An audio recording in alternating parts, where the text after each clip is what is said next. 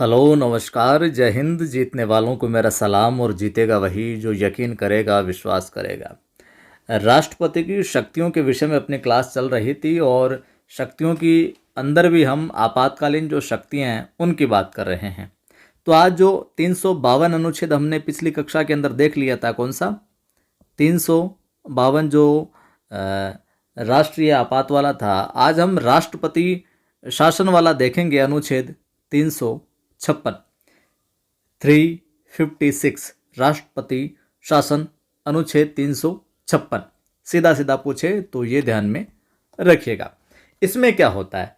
इसमें यह होता है साथियों, एक तरीके से कि राष्ट्रपति शासन लागू करना कह दो, या फिर आप संविधान में इसको हम क्या कहते हैं, संवैधानिक तंत्र की विफलता।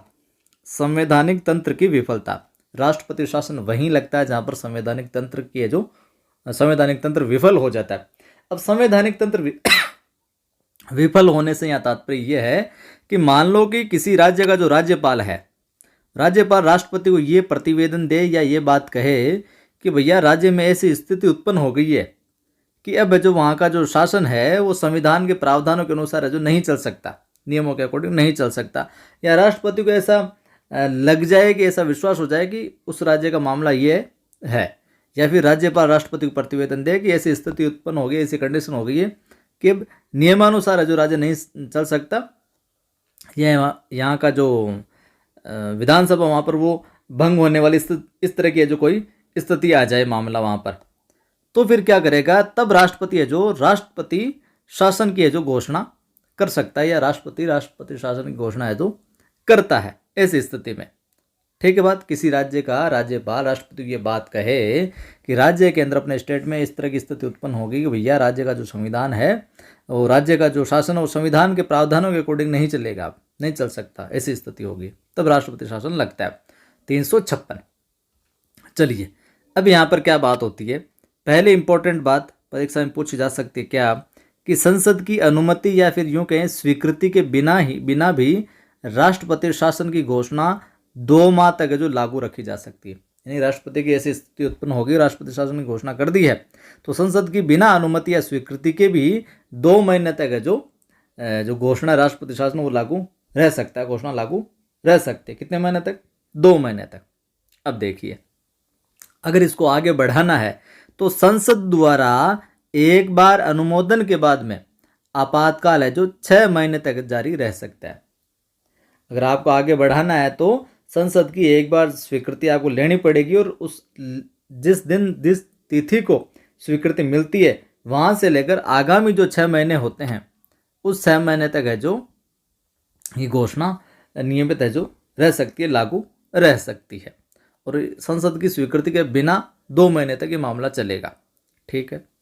अगर विशेष बात यह है, अगर निर्वाचन आयोग, क्योंकि चुनाव वाला मसला होता है तभी ज़्यादातर वैसे लगता है, या कोई विशेष और परिस्थिति हो जाती है, तो अगर निर्वाचन आयोग ये प्रमाणित कर दे, ये बात तय कर दे कि अभी जो विधानसभा है इसका चुनाव कराना क्या संभव नहीं है, तो फिर ऐसी स्थिति में 1 वर्ष से अधिक अवधि के लिए घोषणा लागू रह सकती है।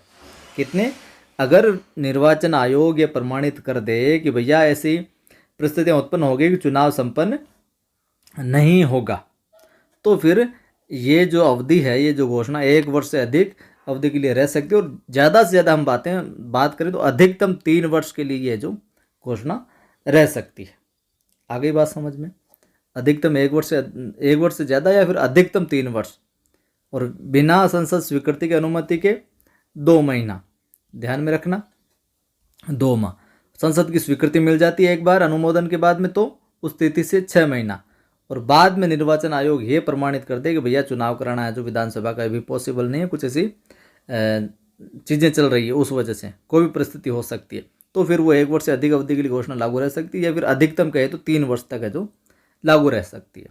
चलो पूछ लिया जाए कि पहली बार ये राष्ट्रपति शासन 356 का प्रयोग कहाँ हुआ, कहाँ लागू हुआ, तो सर्वप्रथम राष्ट्रपति जो शासन है इसका प्रयोग 1951 के अंदर पंजाब में हुआ था। 1951 में कहाँ पर हुआ? पंजाब में इसका प्रयोग होता है सबसे पहले। ठीक है। अब पूछ लिया जाए कि इसको हटाने का 356 लागू तो कर दिया, लेकिन हटाने का क्या प्रावधान है? तो हटाने का सीधा सा प्रावधान है, राष्ट्रपति उद्घोषणा द्वारा इसे किसी भी समय है जो समाप्त कर सकता है। कौन? राष्ट्रपति एक उद्घोषणा के द्वारा किसी भी समय जब उसको लगेगा मामला ठीक है तो वो उद्घोषणा के द्वारा किसी भी समय समाप्त है जो कर सकता है। कौन? राष्ट्रपति करेगा, ध्यान में रखना।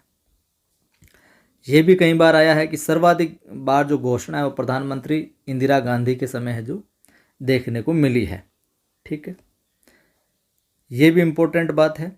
राज्य सूची के समस्त विषयों पर, जहाँ राज्य सूची के विषयों पर कानून बनाने का अधिकार राज्य को था, वहीं पर राज्य सूची के जो समस्त विषय हैं उनको उन पर कानून बनाने का जो कानून निर्माण की जो शक्ति है, पावर है, वो राष्ट्रपति के पास है जो चली जाती है, या फिर राष्ट्रपति के पास या फिर यहाँ के अन्य प्राधिकारी जिसे वे उचित समझे वो करेगा निर्माण।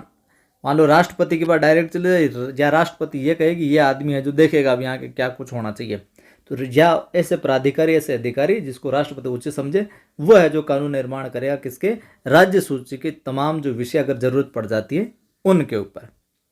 तो ये आज की कक्षा में हमने देखा अनुच्छेद 356। जितनी भी बातें हैं एक बार अच्छे से लिख लें, पढ़ लें, मस्तिष्क में बिठा लें। वीडियो अच्छा लगा तो फिर लाइक कर दें, सभी मित्रों को साझा कर दें ताकि जुड़कर वो भी लाभ ले सकें। पहली बार देखने वाले बंधु सब्सक्राइब कर बेल आइकन क्लिक करें, ऑल पर क्लिक करें ताकि हर वीडियो की सूचना आपको मिलते रहे। डिस्क्रिप्शन में आपको टेलीग्राम का लिंक मिल जाएगा, नवसृजन क्लासेज नाम से टेलीग्राम। डिस्क्रिप्शन में आपको ऐप का लिंक मिल जाएगा, या फिर आप प्ले स्टोर पर सीधा जाकर सर्च भी कर सकते हैं नवसृजन क्लासेज। प्ले स्टोर पर आप सर्च करोगे नवसृजन क्लासेज, अपनी एप्लीकेशन मिल जाएगी, इंस्टॉल कीजिए। वहाँ पर मैं फ्री टेस्ट भी डालता है जो रहता हूँ। फिर मिलता हूँ।